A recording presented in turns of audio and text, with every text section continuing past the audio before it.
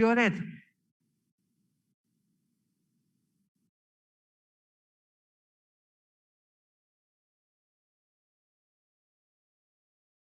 Muchas gracias, señora presidenta de la Asamblea Nacional. Un cordial saludo a los colegas asambleístas, al pueblo ecuatoriano.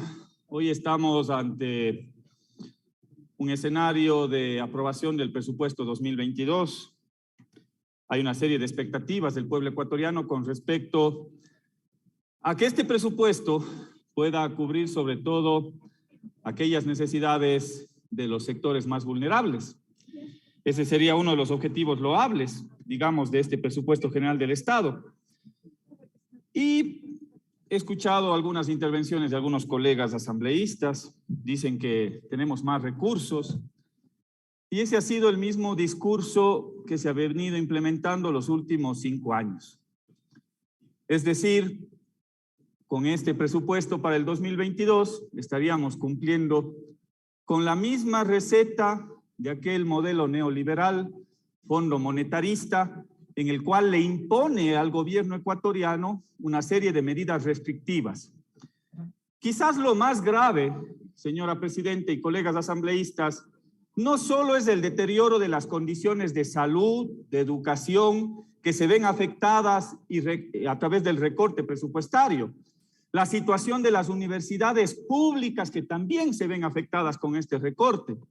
Y no es como dicen algunos colegas asambleístas de que hoy tenemos más recursos. Si ustedes revisan cómo se ha venido manejando el presupuesto general del Estado, los recortes son históricos.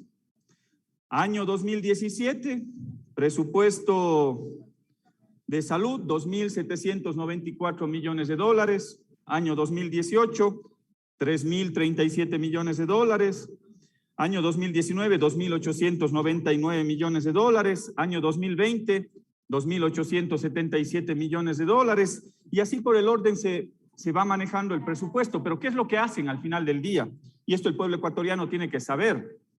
No se está cumpliendo con aquel marco constitucional que establece un incremento del 0.5% del Producto Interno Bruto. ¿Por qué no se cumple al final del día? Porque lo que hacen los economistas que han estado al frente del Ministerio de Economía y Finanzas es comparar lo presupuestado del nuevo año versus lo codificado del año anterior. Entonces, ¿qué es lo que sucede al final del día? Cuando uno tiene un presupuesto aprobado para el año 2022, resulta que a lo largo de ese año se van haciendo recortes y ajustes a ese presupuesto. Y cuando estamos en el mes de octubre, de noviembre, ahí tenemos un nuevo presupuesto codificado que ya es reducido en el ámbito de salud y educación. Y sobre ese presupuesto, que ya es reducido del presupuesto original, se hace la comparación y dice si hemos incrementado el 0.5%. Al final del día, les están engañando al pueblo ecuatoriano. Claro, pues, si comparamos peras con manzanas es distinto el resultado. Hay que comparar presupuestado con presupuestado, pues, para saber si es que se está cumpliendo con esa regla constitucional en el ámbito de la salud y en el ámbito de la educación. Hoy nos damos cuenta que eso no existe, no es verdad. Por lo tanto, hay un deterioro de las condiciones económicas en el ámbito de la salud, en el ámbito de la educación, un presupuesto general del Estado de más de 30.000 millones de dólares. ¿Cuál es el objetivo?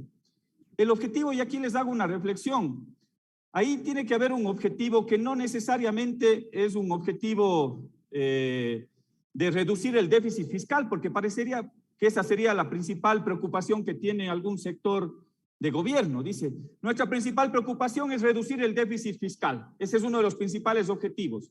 Yo les pregunto, ¿la economía está al servicio del ser humano o al revés, del ser humano al servicio de la economía?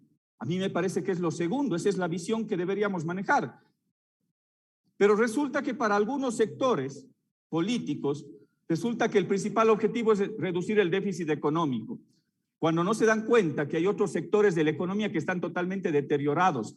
Fíjense las condiciones que tenemos en la salud pública en el Ecuador, sin medicinas, sin médicos atendiendo las emergencias en los hospitales. Aquellos médicos que hace poco eran los héroes de bata blanca, resulta que hasta el día de hoy no se les ha cumplido con aquel compromiso de poderles dar estabilidad laboral. Pero las condiciones y el deterioro de la salud pública en el país, digamos, es lo más evidente que se ha mostrado en las últimas semanas, colegas asambleístas. Yo me pregunto, ¿qué va a hacer el Parlamento ecuatoriano con respecto a esa difícil y delicada situación? Aquellos enfermos con enfermedades catastróficas, aquel personal médico que no tiene esas condiciones, ni los instrumentos, ni los implementos para atender los servicios de salud. Resulta que con este presupuesto se deterioran aún más las condiciones de aquel sector de la salud. Otro de los elementos que pongo en discusión tiene que ver con la entrega del patrimonio de los ecuatorianos a manos privadas. Hace un momento se refería a un colega legislador, que yo puedo respetar su punto de vista, pero a mí me parece que hay gobiernos que se dedican a generar un patrimonio de todos los ecuatorianos y hay gobiernos que se dedican a vender ese patrimonio y pasarlo a manos privadas. Ahí están las eléctricas, ahí está el sector petrolero, ahí está parte del sector financiero. Entonces ahí sí nos podemos dar cuenta, pues. Hay gobiernos que se dedican a construir y hay otros gobiernos que se dedican a vender el patrimonio de los ecuatorianos a manos privadas. Y queda claridad con este presupuesto general del Estado. Entonces, señora presidenta, a mí me parece que este presupuesto tal y como está, pese a que se hicieron observaciones de este Parlamento, no puede ser aprobado el día de hoy. A mí me parece que todas esas observaciones que se hicieron en el ámbito de la salud, en el ámbito de la educación, le pasan factura al final del día al pueblo ecuatoriano, es decir, a la clase más vulnerable, a los pobres de los pobres, a los pobres de la patria. Por eso nosotros no podemos aprobar este presupuesto general del Estado, que al final del día deteriora las condiciones de salud, de educación de las universidades. Y mencionaré quizás uno de los últimos aspectos que tiene que ver con el ámbito de la seguridad. Quizás es una de las principales preocupaciones que tiene la gente en este momento. Resulta que en el ámbito de la inversión pública se disminuye la inversión en el ámbito de la seguridad ciudadana en un 14.9%. Entonces, al final del día, yo no creo que nadie en esta asamblea pueda aprobar un presupuesto que reduce la inversión pública en el ámbito de la seguridad ciudadana, porque ese es uno de los principales problemas que tenemos en este momento. Y si vamos al ámbito de la vialidad o al ámbito de la infraestructura, el recorte fuerte y mayor tiene que ver con la inversión pública. Y aquí hay que entender un concepto macroeconómico. Para que la economía se pueda reactivar, se necesita que los dos motores de la economía estén encendidos, el motor de lo público y el motor de lo privado. Pero resulta que con este presupuesto estamos apagando el motor de lo público. Es el recorte más grave y más grande que tenemos en los últimos 10 años con respecto a la inversión pública. Entonces, ¿qué es lo que estamos haciendo? Apagando el motor de lo público.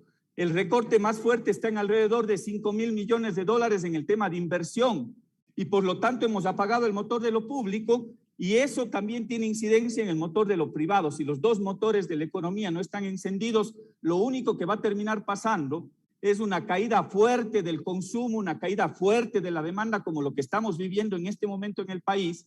Si es que cae la demanda, cae la producción. Si es que cae la producción, cae el empleo, y si es que cae el empleo y la producción, cae el pago de impuestos y tributos. Y lamentablemente eso deteriora las condiciones macroeconómicas del país. Y por lo tanto a mí me parece que este presupuesto va en vía contraria a lo que se debería establecer. Una inversión fuerte desde lo público que motive también a encender el motor de lo privado y los dos motores de la economía empiecen a dinamizar el consumo, a dinamizar el empleo, a dinamizar la producción, a dinamizar la demanda y eso a su vez genera, digamos, una medida contracíclica en términos macroeconómicos. Tiene un minuto, señora asambleísta. Gracias, señora presidenta. Termino esta reflexión y es una reflexión más de carácter político. Nuestra bancada, señora presidente y colegas asambleístas, no puede estar a favor de un presupuesto que deteriora las condiciones de salud, que deteriora las condiciones de educación, que pone en riesgo el sistema de educación pública a nivel universitario. Nosotros no podemos y no vamos a apoyar este tipo de presupuestos que recortan y ponen en riesgo la salud del pueblo ecuatoriano, la educación del pueblo ecuatoriano, el deterioro de las condiciones macroeconómicas. Por lo tanto, este presupuesto no puede ser aprobado por este Parlamento y no debería ser aprobado por la Asamblea Nacional, con un claro mensaje al gobierno nacional que la prioridad la tienen los ecuatorianos. La economía está al servicio de los ciudadanos, no al revés, no los ciudadanos al servicio de la economía. Ese es un concepto que deberíamos aplicar en el momento en el cual se apruebe un presupuesto general del Estado. Esa es mi intervención, señora presidenta. Muchas gracias.